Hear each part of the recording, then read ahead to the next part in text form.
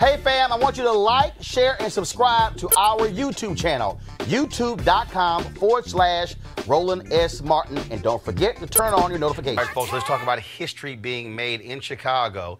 On April 2nd, when the runoff is held for mayor of Chicago, a black woman will be elected mayor of that city. It will be the second time in history an African American is elected mayor. In 1983, Congressman Harold Washington was elected mayor. He was reelected in 1987, but just a couple of weeks after that re-election, he died of a heart attack while at his desk in a meeting. Eugene Sawyer was chosen to fill out the remainder of his term. But yesterday's runoff, where no candidate got 50+1% of the vote, it will come down to these two black women. And first off, you have Lori Lightfoot, of course, a longtime federal prosecutor. She got 17.5% of the vote.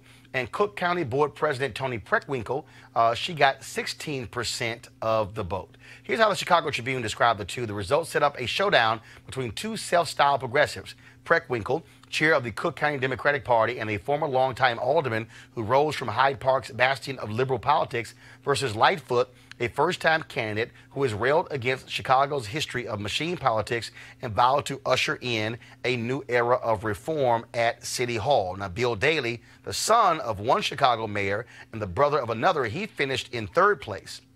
Folks, there were some 14 candidates who ran for mayor. Willie Wilson, African-American businessman, got 10.5%. Amara Enya, an activist and community organizer who was supported by the likes of Chance the Rapper and Kanye West, she got 8%. LaShawn Ford, a former state legislator and current real estate investor, he got 1%. Neil Sales Griffin, an educator, got 0.3% of the vote in that particular race. Now, in the case of Lightfoot, she calls herself a triple threat, that she is a black woman, that she, first of all, she's a woman, that she's black, and she's a lesbian. She has been a nasty race between her and Preckwinkle. I want to go to our panel here. These two do not like each other. At one point, some said that Preckwinkle tried to offer Lightfoot a high-ranking job in the county to get her to drop out. Lightfoot blasted that.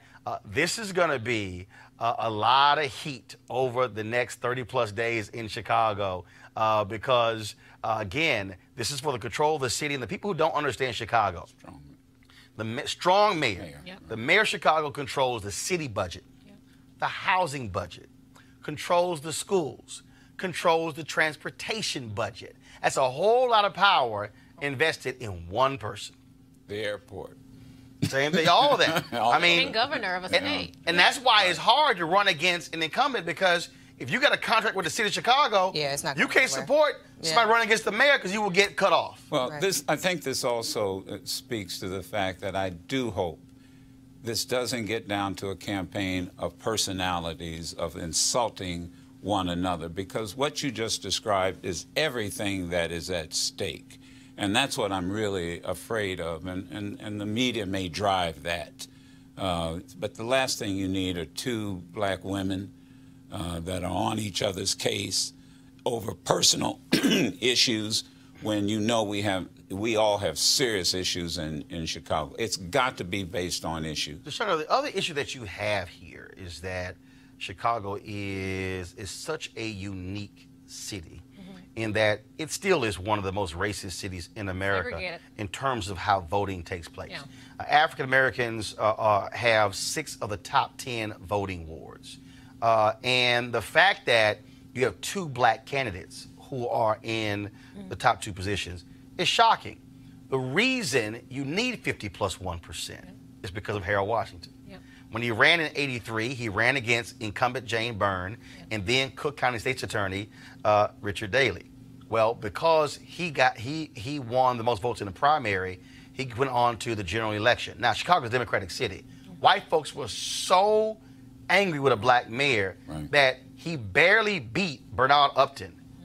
I mean, Upton was running ads basically saying, vote for me before it's too late. And they blocked, and so what they did, they changed the rules. And then if you ran, you had to get 50+1 in the primary because they said we will never have another Harold Washington. And so this is going to be interesting, to Joe's point, how this thing breaks down with issues and what voter turnout is going to be like. Well, first of all, this is Chicago politics we're talking about. It's not going to be just on policy. It's going to be on personality. As Roland mentioned, it's already kind of gotten ugly when, you know, one candidate's offering another one a high-ranking job. Now, Toni Preckwinkle, first of all, I grew up outside of Chicago. And I remember when Mayor Washington died. I remember little white kids coming up to me and making racist comments about, oh, well, we finally got rid of him. Like, excuse me? But that legacy is still there in Chicago, even though it has such a high concentration of people of color, people that look like us. But this race is going to be ugly. I'm sorry. It's going to be like knockdown, drag out, because so much is at stake. And you have someone who came up through the party system, someone who is the quote-unquote establishment candidate versus that insurgent outsider.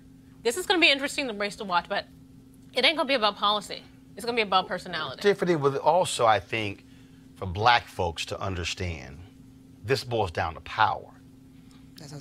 Harold Washington brought in a number of black folks into city government that had been locked out.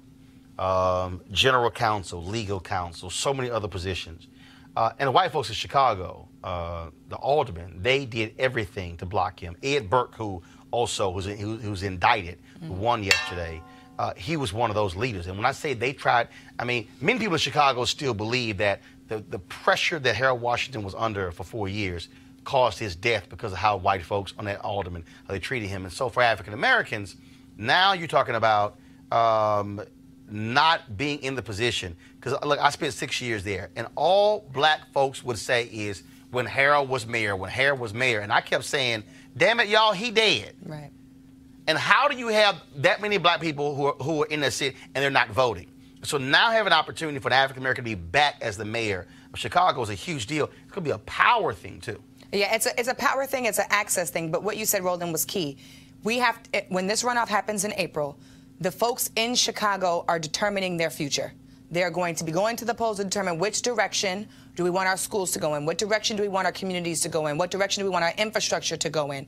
And in a race like this for mayor, and you have all the other races that are happening across the country, it's going to be really important to determine where the power lies, who's going to be in charge, and who's setting the agenda and priorities for that community. They must take it seriously. I'm not from Chicago. I'm from L.A.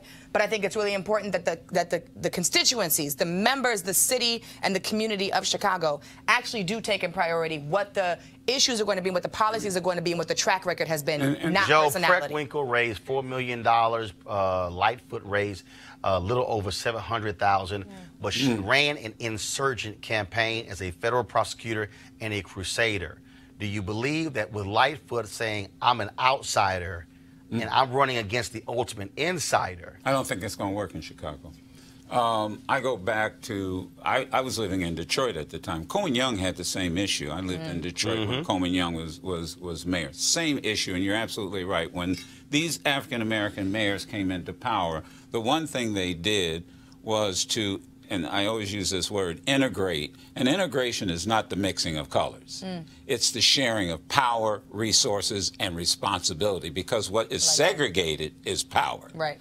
And what the mayor, what Mayor Harold Washington did was he integrated, as you know, Roland, and others that live there, he integrated the power. You've got black folk right now who owe Harold Washington the fact that they are living pretty good. Same thing happened in Detroit. Same thing happened here with Marion Barry in Washington, D.C.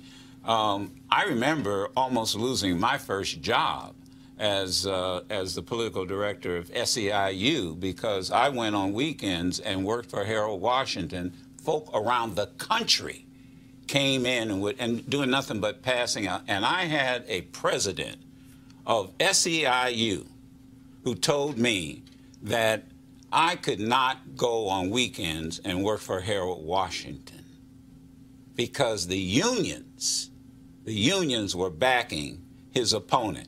These were Europeans, second, third generation Europeans, and they were not going to turn the power over to an African American. And I told him, well, look, I'm a black man. He said, well, no, you're labor. I said, excuse me, on my birth certificate, it does not say labor. It says black man. And I almost lost my job as the political director. So here's what I'm ending with. It has to be about policy. It has to. And I'm going to tell you, watch the labor unions. Oh, here's the deal. Watch the labor union. SEIU, Chicago Teachers Union, they backed Preckwinkle in the general. Excuse me, in the primary.